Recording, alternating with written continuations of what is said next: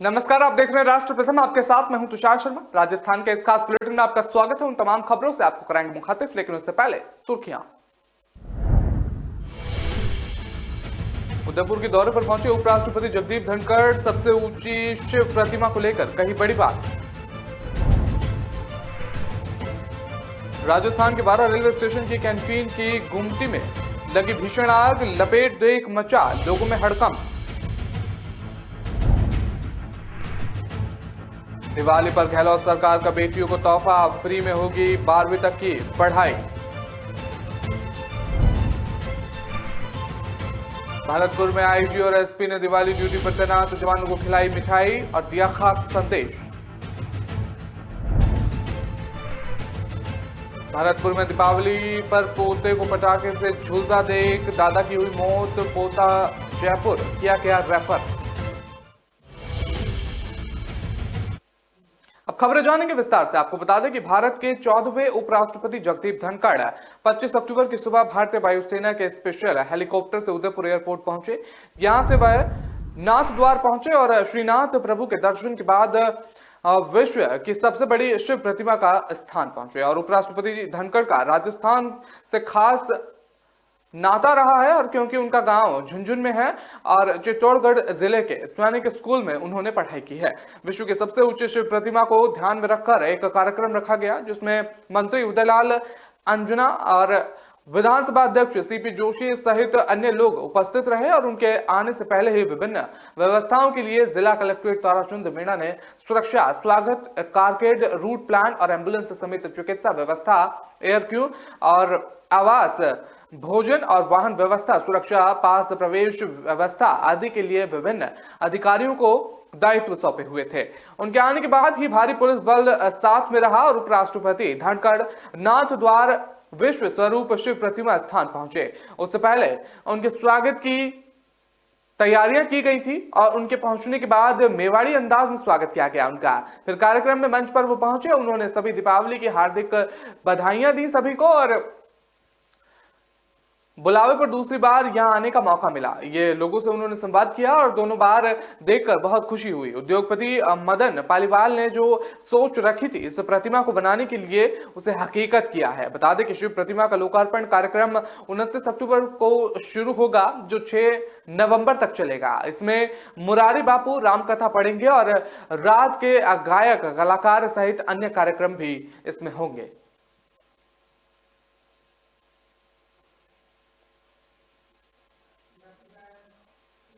राजस्थान के 12 railway station पर अचानक आग लगने से सनसनी फैल गई। दरअसल 12 रेलवे स्टेशन के प्लेटफॉर्म नंबर 1 पर एंट्री गेट के पास कैंटीन की गुमटी में एक लाइट चालू करते वक्त स्पार्किंग होने से आग लग गई। कैंटीन में रखे कागज और तेल के चलते देखते ही देखते आग जोर पकड़ लिया। और बता दें, कुछ ही देर में कैंटीन के भीतर से आग की लपटें निकलनी शुरू हो गईं। आग की लपटें निकलती देख प्लेटफॉर्म पर अफरा तफरी का माहौल बन गया। रेलवे स्टेशन पर मौजूदा रेलवे कर्मचारियों द्वारा अग्निमिशन को फोन किया गया और कुछ ही देर में नगर परिषद से दमकल की टीम मौके पर पहुंच गई और अग्निमिशन कर्मचारियों ने कुछ देर की मशक्कत के बाद गोमती की भीषण आग पर काबू पा लिया। बता दें कि समय रहते आग पर काबू पा लेने इस रेलवे स्टेशन पर कोई अन्य बड़ी अनहोनी नहीं हुई और इस दौरान रेलवे द्वारा कुछ समय के लिए सामने से गुजर रही रेल लाइन पर एहतियात के तौर पर आवागमन रोक दिया गया। हालांकि इस समय किसी भी पैसेंजर ट्रेन का समय ना होने से ट्रेनों को परिचालन में कोई प्रभाव नहीं हुआ। और बताया जा रहा है कि दिवाली की छुट्टी के बाद कैंटीन संचालक ने जब कैंटीन खोला और लाइट जलाई तो इसी दौरान बिजली बोर्ड से स्पार्किंग हुई और जिसके कुछ देर बाद कैंटीन में आग पकड़ गई। और हालांकि कैंटीन में गैस से भरे सिलेंडर रखने से हर समय उनके फटने का डर, खतरा और मंडराता रहता है, लेकिन दमकल कर्मियों ने कड़ी मशक्कत के बाद आग पर काबू पा लिया और कैंटीन में आग के अलावा रेलवे को भी कोई अन्य विशेष नुकसान नहीं पहुंचा। इस दौरान कोतवाली थाना पुलिस और आरपीएफ के जवान भी आग बुझाने का प्रयास लगातार करते रहे।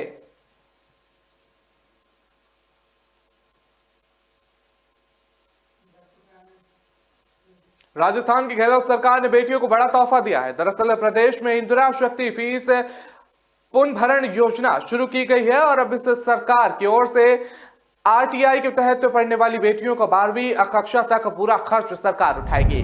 सरकार की तरफ से इसके लिए इंदिरा शक्ति फीस पुनर्भरण योजना शुरू की गई है। मुख्यमंत्री अशोक गहलोत ने बजट में इसकी घोषणा की थी। बजट में घोषणा के साथ ही शिक्षा विभाग की ओर से इस पर कार्य करना शुरू कर दिया गया था। अब इसकी सौगात दे दी गई है। राजस्थान की बेटियों के लिए मुख्यमंत्री अशोक गहलोत ने बड़ा फैसला लेते हुए कक्षा 9 से 12वीं तक की बालिकाएं शिक्षा को भी निःशुल्क कर दिया गया है। सीएम गहलोत की बजट घोषणा की क्रियान्वयन के तहत शिक्षा विभाग की ओर से इसी साल से यह आदेश लागू होने जा रहा है और इसकी तैयारियां शिक्षा विभाग की ओर से पूरी कर ली गई हैं और बालिका शिक्षा को बढ़ावा देने के उद्देश्य के साथ ही इसी घोषणा के तहत अब कक्षा 1 से लेकर 12वीं तक जहां आरटीआई के तहत प्राप्त करने वाली बालिकाओं को निःशुल्क शिक्षा मिलेगी, वहीं इस साल 8वीं कक्षा पास कर 9वीं में प्रवेश लेने वाली छात्राओं को भी इसका लाभ मिलेगा। शिक्षा मंत्री डॉक्टर बीडी कल्ला बोले हैं कि सीएम अशोक गहलोत ने बेटियों के लिए बड़ा फैसला किया है और इसके लिए बेटियों की शिक्षा को बढ़ावा मिलेगा और प्रदेश में आर्थिक रूप से कमजोर बच्चों को बेहतर और गुणवत्तापूर्ण शिक्षा प्रदान करने की सरकार की ओर से राइट टू एजुकेशन की शुरुआत की गई है। बता दें कि आरटीआई के तहत प्रदेश के निजी स्कूलों में शुरुआती कक्षा की 25% सीटों पर आरटीआई के तहत बच्चों में प्रवेश दिया जाता है और इसके साथ ही कक्षा के 1 से 8वीं तक इन बच्चों की पढ़ाई की एक मुश्त निर्धारित राशि सरकार की ओर से वहन की जाती है। लेकिन इस साल बजट में मुख्यमंत्री अशोक गहलोत ने बालिका शिक्षा को बढ़ावा देने के लिए कक्षा 9वीं से 12वीं तक की निःशुल्क शिक्षा की घोषणा की थी।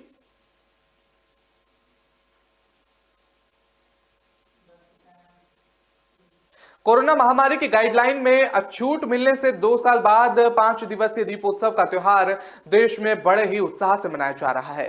शहर के बाजारों में त्योहार पर खरीदारी के लिए बड़ी भीड़ उमड़ी और दीपावली और अन्य त्योहारों को देखते हुए बाजारों में कानून व्यवस्था बनाए रखने के लिए अतिरिक्त पुलिस बल तैनात किया गया।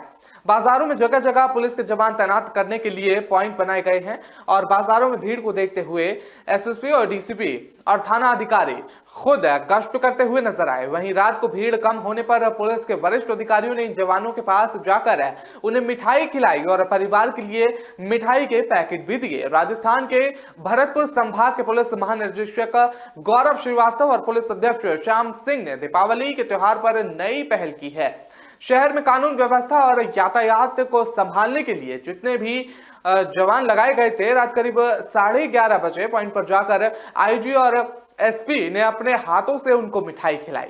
दोनों अधिकारियों ने जवानों को दीपावली की शुभकामनाएं दी। जवानों को घर पर बच्चों के लिए ले जाने के लिए भी लड्डू का पैकेट भी दिया गया। आईजी गौरव श्रीवास्तव ने बताया कि दीपावली हो या कोई और त्योहार, पुलिस वाले हमेशा ड्यूटी पर तैनात रहते हैं। इसी वजह से वो अपने परिवार के साथ त्योहार नहीं मना पाते। जवानों से लेकर अधिकारी तक कि यही स्थिति होती है, लेकिन सिपाही से लेकर डीजी तक पुलिस भी अपने आप में एक परिवार है। आज हम ड्यूटी के साथ अपने परिवार के साथ दिवाली मना रहे हैं। उन्होंने कहा कि ड्यूटी का पीक समय निकल चुका है और अब भीड़ भी कुछ कम हो गई है। ऐसे में उन्होंने एसपी और अन्य अधिकारियों के साथ जवानों में मिठाई बांटी और दीपावली का त्योहार मनाया। उन्होंने कहा कि परंपराएं हैं, कुछ पहले भी रही हैं और नई और अच्छी परंपराएं शुरू होनी चाहिए। ये आगे भी चलती रहेंगी।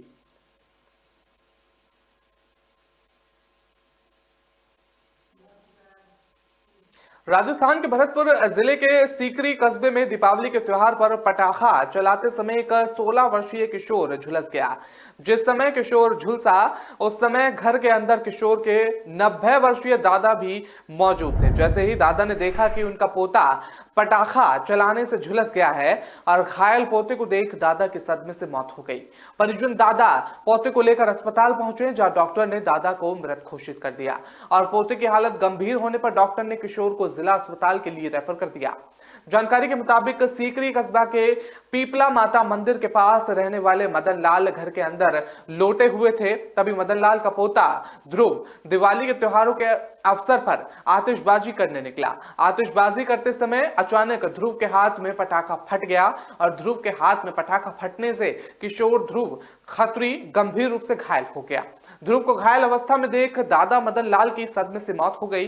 परिजन दोनों को लेकर अस्पताल पहुंचे, जहां डॉक्टर ने दादा मदन लाल खत्री को मृत घोषित कर दिया और ध्रुव को जिला अस्पताल के लिए रेफर कर दिया। बताया गया है कि ध्रुव दीपावली पर आतिशबाजी कर रहा था। अचानक से ध्रुव के हाथ में पटाखा फट गया। पटाखे की धमाके से ध्रुव के चेहरे और हाथ पर काफी चोटें आई और कमरे में चारों तरफ से धुआं हो गया। घटना को देख मदन लाल अपने पोते को बचाने के लिए उसके पास गए। मदन लाल ने जैसे ही पोते को जख्मी देखा तो मदन लाल जमीन पर गिर गए और घर वाले दोनों को तुरंत लेकर उन्हें सरकारी अस्पताल पहुंचे, जहां डॉक्टरों ने मदन लाल को मृत घोषित कर दिया और ध्रुव की हालत गंभीर होने के चलते उसे जिला अस्पताल रेफर कर दिया गया। ध्रुव के परिजन ध्रुव को अलवर ले गए। अलवर से भी डॉक्टर ने ध्रुव की हालत गंभीर होने पर ध्रुव को अलवर से जयपुर रेफर कर दिया गया।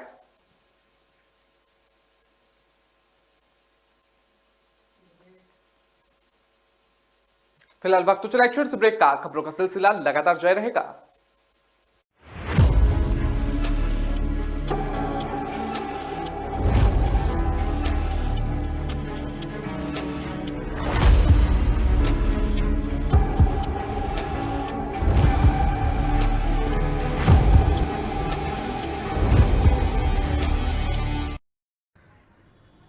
कौन सी दुकान से?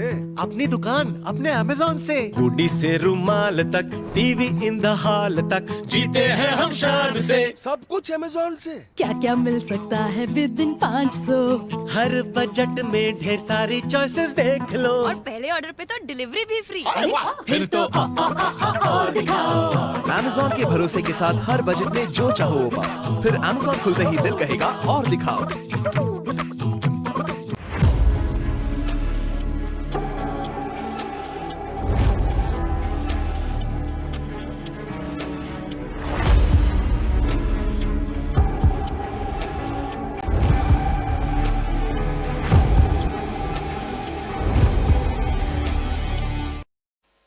ब्रेक के बाद आपका स्वागत है। रुक करते हैं अगली खबर का। आपको बता दें कि कांग्रेस के नव निर्वाचित राष्ट्रीय अध्यक्ष मल्लिकार्जुन खड़गे सुबह 10 बजे से एआईसीसी मुख्यालय में शपथ ग्रहण करेंगे और इस दौरान कांग्रेस की निवृत्त अध्यक्ष सोनिया गांधी, पूर्व अध्यक्ष राहुल गांधी, कांग्रेस महासचिव प्रियंका गांधी, पार्टी के राष्ट्रीय संगठन महामंत्री केसी वेणुगोपाल, छत्तीसगढ़ के मुख्यमंत्री भूपेंद्र बघेल सहित देश के कई बड़े नेता इसमें मौजूद रहे और राजस्थान के मुख्यमंत्री अशोक गहलोत, पूर्व मंत्री और गुजरात प्रभारी रघु शर्मा, पूर्व deputy CM Sachin Pilot, PCC chief Govind Singh Dotasra और एआईसीसी सचिव धीरज गुज्जर समेत प्रदेश के कई नेता शपथ ग्रहण समारोह में शामिल होने दिल्ली पहुंच गए थे। और बता दें कि शपथ ग्रहण समारोह से पहले ही सूबे के सियासी गलियारों में इस बात की चर्चा शुरू हो गई थी कि खड़गे के शपथ लेने के बाद राजस्थान में एक बार फिर सियासी हलचल शुरू हो जाएगी। शपथ लेते ही खड़गे की पहली प्राथमिकता राजस्थान रही और वजह यह रही कि यहां कांग्रेस पार्टी में लंबे समय से बवाल मचा हुआ है। अगले साल प्रदेश में विधानसभा चुनाव होने हैं और ऐसे में पार्टी के लिए सत्ता वापसी चुनौती होगी। अगर समय रहते पार्टी में पनपरी गहरी गुटबाजी समाप्त की गई तो नतीजे सत्ता परिवर्तन करवा सकते हैं। तो बता दें ये मल्लिकार्जुन खड़गे शपथ ले चुके हैं।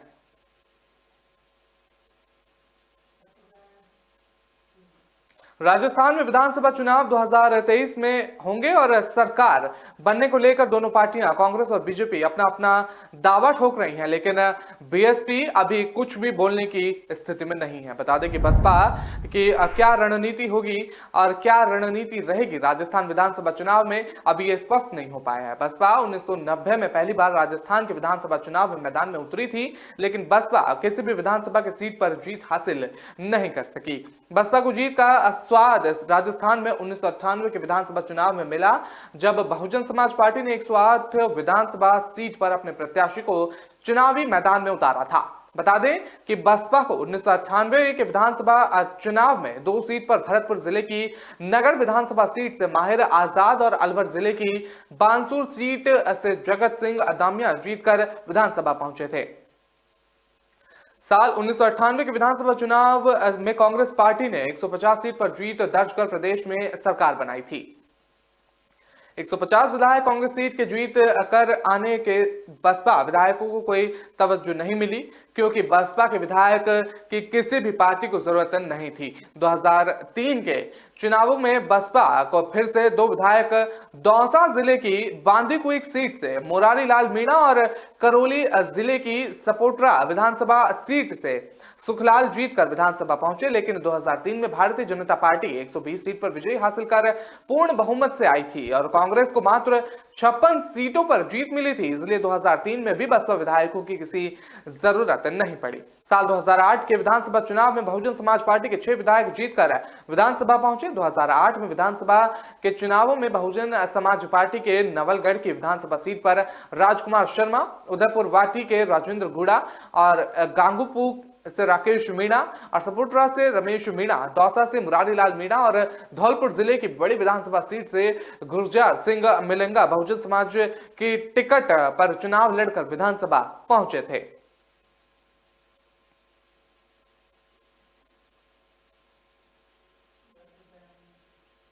राजस्थान में 12 जिले के शाहबाद कस्बे के पास स्थित धानगिरी पहाड़ से सटे कचियाना मोहल्ला में एक पैंथर ने गाय को अपना शिकार बनाने का प्रयास किया।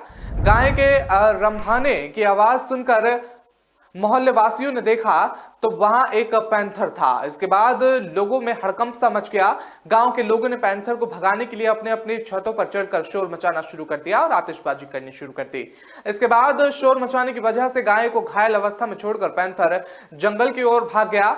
मोहल्ले के धुरेंद्र माली, मनीष माली, राजन पाठन और दयाराम माली, दिलीप कश्यप आदि ने बताया कि धान नगरी पहाड़ की ओर से गायों का समूह कस्बे में लौट रहा था। अचानक पैंथर ने हमला कर एक गाय के मुंह को पकड़ लिया और नीचे गिरा दिया। हमले के दौरान गाय और पैंथर लगभग मीटर तक नीचे लुढ़क कर आए और पत्थरों की आवाज और गाय के रंभाने की आवाज सुनकर मोहल्ले के महिलाओं और बच्चों ने पैंथर को भगाने के लिए शोर मचाना शुरू कर दिया और आतिशबाजी करनी शुरू कर दी। इसकी वजह से पैंथर घायल हो गया और उसे छोड़कर पहाड़ के ऊपर भाग गया। इस घटना की सूचना तुरंत मवेशी अस्पताल के कंपाउंडर को दी गई और कंपाउंडर ने मौके पर पहुंचकर घायल गाय का उपचार करना शुरू कर दिया।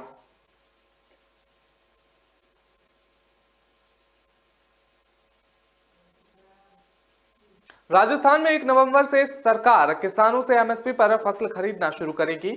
इससे पहले किसानों को 27 अक्टूबर से रजिस्ट्रेशन कराना होगा। सरकारी स्तर पर इसकी पूरी तैयारियां कर ली गई हैं और सहकारिता मंत्री उदयलाल अंजाना ने बताया है कि प्रदेश में राजफेड द्वारा समर्थन मूल्य पर मूंग, उड़द, सोयाबीन और मूंगफली के खरीद के लिए ऑनलाइन पंजीकरण गुरुवार 27 अक्टूबर से शुरू किया जाएगा। फिर 1 नवंबर से 18 नवंबर से मूंगफली खरीद की जाएगी और उन्होंने बताया है कि मूंग के लिए 363, उड़द के लिए 167, मूंगफली के लिए 267 और सोयाबीन के लिए 83 खरीद केंद्र खोले गए हैं, जिनमें से 490 केंद्र क्रय विक्रय और सहकारी समितियों पर 460 ग्राम सेवा सहकारी समितियों पर बनाए गए हैं। किसानों को किसी प्रकार की असुविधा नहीं होगी। इसके लिए ऑनलाइन पंजीकरण की व्यवस्था ई मित्र और खरीद केंद्रों पर सुबह 9 बजे से 7:30 बजे तक की गई है। उन्होंने बताया कि भारत सरकार द्वारा राज्य में समर्थन मूल्य पर मूंग का खरीद का लक्ष्य 3,02,785 मेट्रिक टन, उड़द का 62,508 मेट्रिक टन, मूंगफली का 4,65,565 मेट्रिक टन और सोयाबीन का 3,61,790 मेट्रिक टन खरीद का लक्ष्य दिया गया है। मंत्री ने बताया कि मूंग का समर्थन मूल्य 7,755 रुपए, उड़द का 6,600 रुपए, मूंगफली का 5,850 और सोयाबीन का 4,300 रुपए प्रति क्विंटल श्रेणी का घोषित किया गया है। किसान को जनाधार कार्ड नंबर, खसरा और गिरदावरी की प्रति और बैंक पासबुक की प्रति पंजीकृत फॉर्म के साथ अपलोड करनी होगी। जिस किसान द्वारा बिना गिरदावरी के अपने पंजीयन करवाया जाएगा, उसका पंजीकरण समर्थन मूल्य पर खरीद के लिए मान्य नहीं होगा। उन्होंने बताया कि ई मित्र केंद्र भी समर्थन मूल्य योजना में किसानों का पंजीकरण पूर्ण सावधानी से करें और तहसील से बाहर पंजीयन ना करें।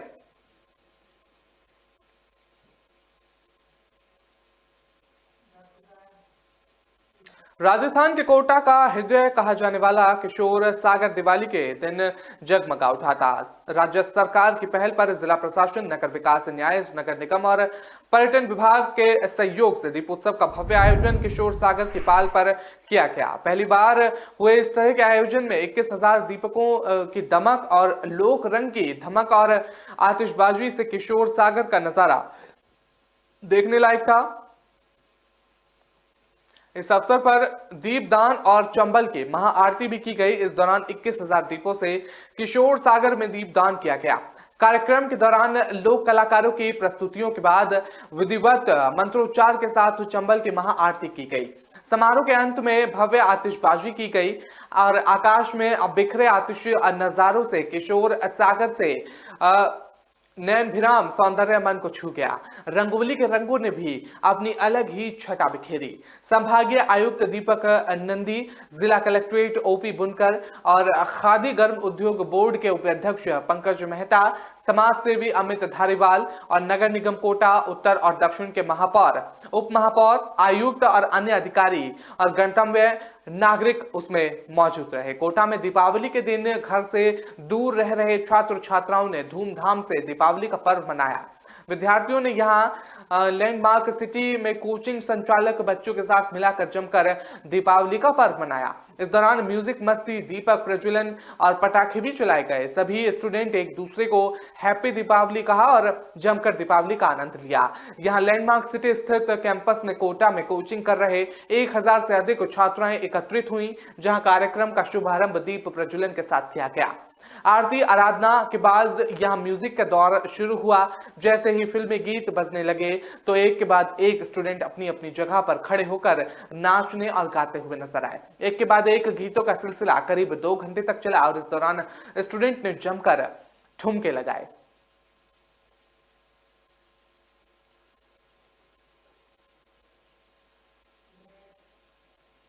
फिलहाल वक्त तो चला एक छोटे से ब्रेक का। खबरों का सिलसिला लगातार जारी रहेगा।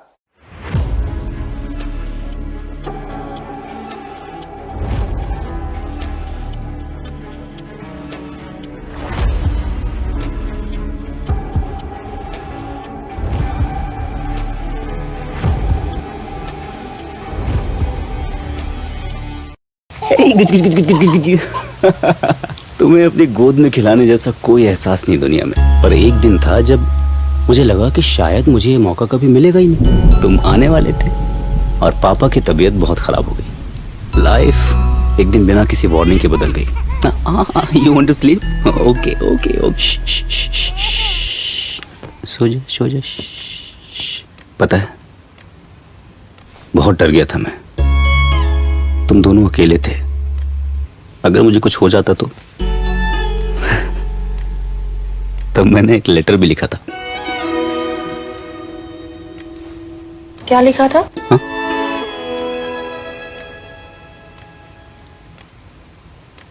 लिखा था कि मैं अभी तक तुमसे मिला भी नहीं हूं और I love you so much already. मैं तुम्हें बड़ा होते हुए देखना चाहता था। लाइफ का शायद कोई और ही प्लान था।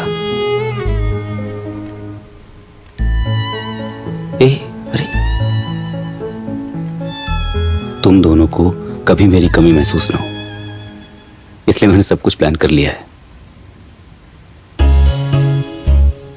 लाइफ कब और कैसे बदल जाए ये किसी को नहीं पता, इसलिए अपनों का फ्यूचर आज ही सिक्योर करें HDFC लाइफ टर्म प्लान्स के साथ। HDFC लाइफ, सर उठा के जियो।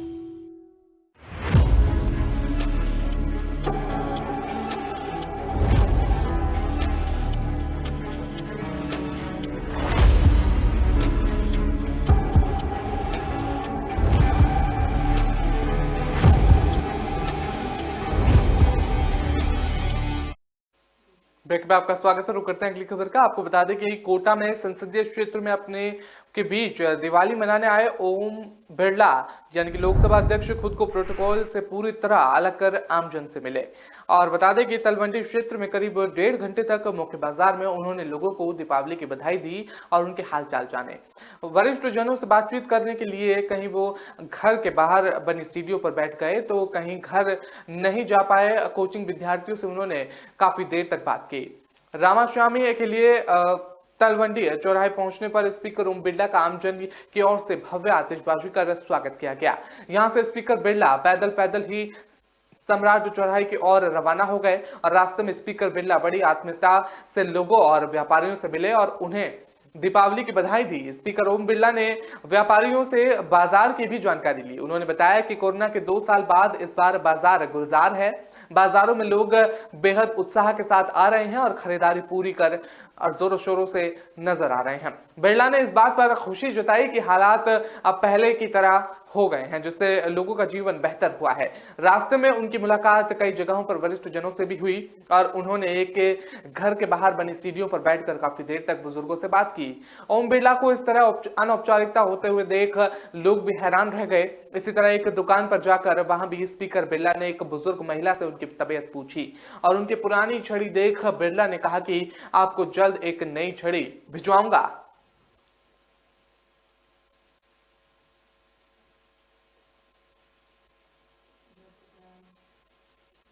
राजस्थान के पर्यटन मंत्री विश्वेंद्र सिंह ने भरतपुर के सर्किट हाउस में दीपावली की रामा श्यामा के अवसर पर कहा कि दिन से नव युवकों में सहनशीलता कम देखने को मिल रही है। उन्होंने कहा कि नव युवकों में सहनशीलता की कमी के कारण गांव-गांव में झगड़े बढ़ रहे हैं। साथ ही मंत्री विश्वेंद्र सिंह ने झगड़े की आशंका को देखते हुए शराब की दुकानों को 4 बजे बंद कराने के निर्देश दिए हैं। पर्यटन मंत्री विश्वेंद्र सिंह ने अपील करते हुए कहा कि युवा मेहनत और शौक मौज करें, लेकिन लिमिट में रहकर करें। उन्होंने कहा कि युवा कमाना भी सीखें और अपने खर्चे कम करें और अपने पैरों पर खड़े हों। दीपावली पर यही संदेश युवाओं को दे रहा हूं। आपको बता दें कि राजस्थान सरकार में पर्यटन मंत्री विश्वेंद्र सिंह की ओर से सर्किट हाउस में दीपावली के रामाश्यामा कार्यक्रम का आयोजन किया गया। कार्यक्रम में भारी संख्या में भरतपुर शहर और ग्रामीण क्षेत्र के लोग पहुंचे। लोगों ने मंत्री विश्वेंद्र सिंह का माला पहनाकर और मिठाई खिलाकर उनका स्वागत किया। साथ ही भरतपुर शहर के कई गणतव्य लोगों ने पर्यटन मंत्री विश्वेंद्र सिंह को सर्किट हाउस पहुंचकर दीपावली की बधाई दी। दीपावली पर रामाश्यामा कार्यक्रम लगभग 2 घंटे तक चला। इस दौरान लोगों के आने जाने का सिलसिला लगातार चलता रहा। इस मौके पर राजस्थान के पर्यटन मंत्री विश्वेंद्र सिंह ने प्रदेश और जिला की जनता को अपनी तरफ से राजस्थान सरकार की तरफ से दीपावली की हार्दिक शुभकामनाएं दी।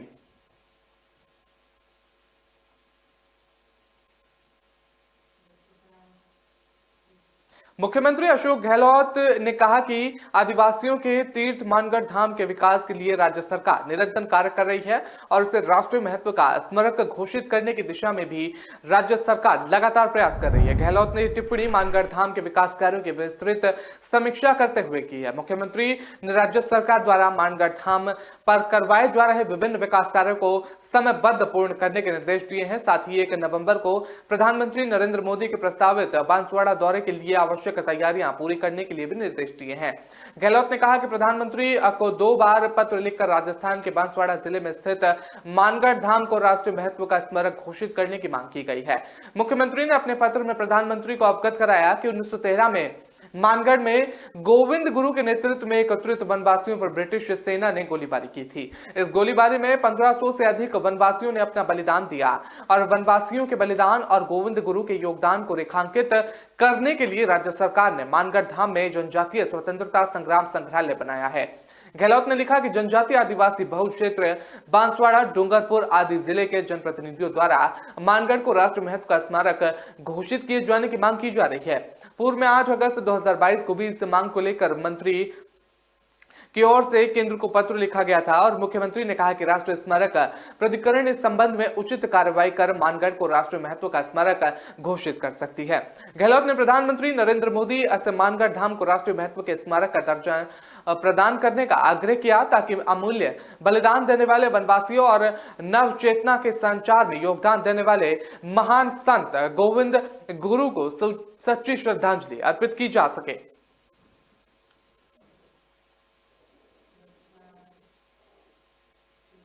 दीपावली के मद्देनजर ट्रेनों में यात्रियों की होने वाली अतिरिक्त भीड़ को ध्यान में रखने हुए रेलवे ने यात्रियों की सुविधा के लिए विशेष ट्रेन का संचालन शुरू किया है। इसके तहत भगत की कोठी से बांद्रा टर्मिनस से फेस्टिवल स्पेशल ट्रेन रवाना हो चुकी है, जबकि पुणे के लिए एक तरफ फेस्टिवल स्पेशल ट्रेन 27 अक्टूबर को चलाई जाएगी। मंडल रेल प्रबंधक गीतिका पांडे ने बताया है कि दीपावली और उसके बाद ट्रेनों में यात्रियों की अतिरिक्त भीड़ होती है। इसकी वजह से विभिन्न स्टेशनों के लिए फेस्टिवल स्पेशल ट्रेन ट्रेन का चरणबद्ध तरीके से संचालन किया जा रहा है, जिससे यात्रियों को सुखद यात्रा के लिए अतिरिक्त सीटें उपलब्ध होंगी। गीतिका पांडे ने बताया है कि इसके तहत रेल सेवा 09094 जोधपुर से भगत की कोठी रेलवे स्टेशन से दोपहर 12:15 पर रवाना हो गई है और सुबह 11:45 पर बांद्रा टर्मिनस वो पहुंच चुकी है। इस ट्रेन का दूसरा फेरा 30 अक्टूबर को होगा। उन्होंने बताया कि बांद्रा टर्मिनस से भगत की कोठी के लिए ट्रेन नंबर 09093 29 अक्टूबर को सुबह 9:30 बजे रवाना होकर 30 अक्टूबर रविवार सुबह 9:30 बजे भगत की कोठी पहुंचेगी। यह रेल सेवा आगमन से लूनी, पाली, मारवाड़ा, वाया जंक्शन और अजमेर, नसीरबाद, विजयनगर, भीलवाड़ा, चित्तौड़गढ़, नीमच, मंदसौर, रतलाम, वडोदरा, सूरत, बोरीवली स्टेशन पर ठहराव करेगी। इसकी तरह अतिरिक्त यातायात के मद्देनजर रेलवे द्वारा जोधपुर में भगत की कोठी से पुणे के मध्यम एक तरफ फेस्टिवल स्पेशल ट्रेन 27 अक्टूबर को संचालित की जाएगी। फेस्टिवल स्पेशल ट्रेन रेल सेवा 04807 भगत की कोठी रेलवे स्टेशन से 27 अक्टूबर गुरुवार को सुबह 9 बजकर रवाना होकर दोपहर 2:50 पर जयपुर होते हुए अगले दिन शुक्रवार को दोपहर 2:10 पर पुणे पहुंचेगी।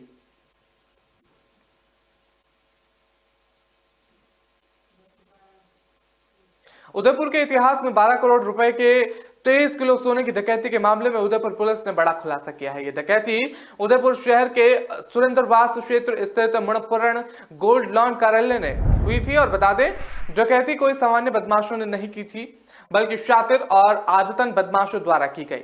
इसी कारण 2 बदमाशों तक पहुंचने में उदयपुर को नेपाल और देश के 4 राज्यों के पुलिस का सहयोग लेना पड़ा। मामले में पुलिस ने 2 आरोपियों को गिरफ्तार कर लिया है, लेकिन सोने का एक तोला बरामद नहीं हुआ है। आईजी प्रफुल्ल कुमार ने बताया कि सीसीटीवी फुटेज और तकनीकी अनुसंधान के बाद सामने आया है कि आरोपी डबोक के किराए पर मकान को लेकर रह रहे थे और खुद को स्टूडेंट बताया करते थे। किराए के मकान पर पहुंचे तो वहां कोई नहीं मिला। आसपास के लोगों से बातचीत की तो उनके हुलिये के बारे में पूछा, बताया। हुलिये के आधार पर बिहार के होने वाले वो बताए जा रहे थे। इधर शहर से लोग 16 किलोमीटर दूर डबोक तक सभी सीसीटीवी फुटेज खंगाले और कुछ संदिग्ध सामने आए थे। इसके बाद बिहार गए, जहां एक बार 7 और एक बार 17 दिन वहीं कैंप किया। बदमाशों के ठिकानों पर दबिश दी गई। इसके बाद भी किसी का पता नहीं चल पाया। संभावना हुई कि कहीं आरोपी बॉर्डर क्रॉस करते हुए नेपाल तो नहीं चले गए। नेपाल पुलिस से बात की गई तो वहां पर भी तलाशी करवाई गई, लेकिन आरोपी नहीं मिले। फिर वहां के एक व्यक्ति ने सूचना मिली कि इस हुलिये के दोनों आरोपी राजस्थान की तरफ गए हैं। राजस्थान पुलिस को अलर्ट किया गया, मुखाबिर को सूचना दी गई और उसके आधार पर आरोपी को निम्भेड़ा से दबोच लिया गया है।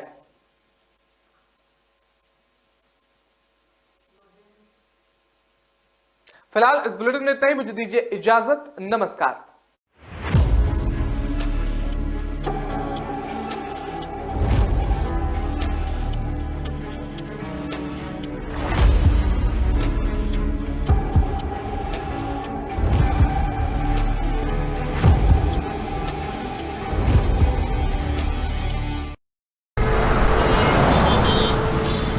कहाँ जा रहे हो?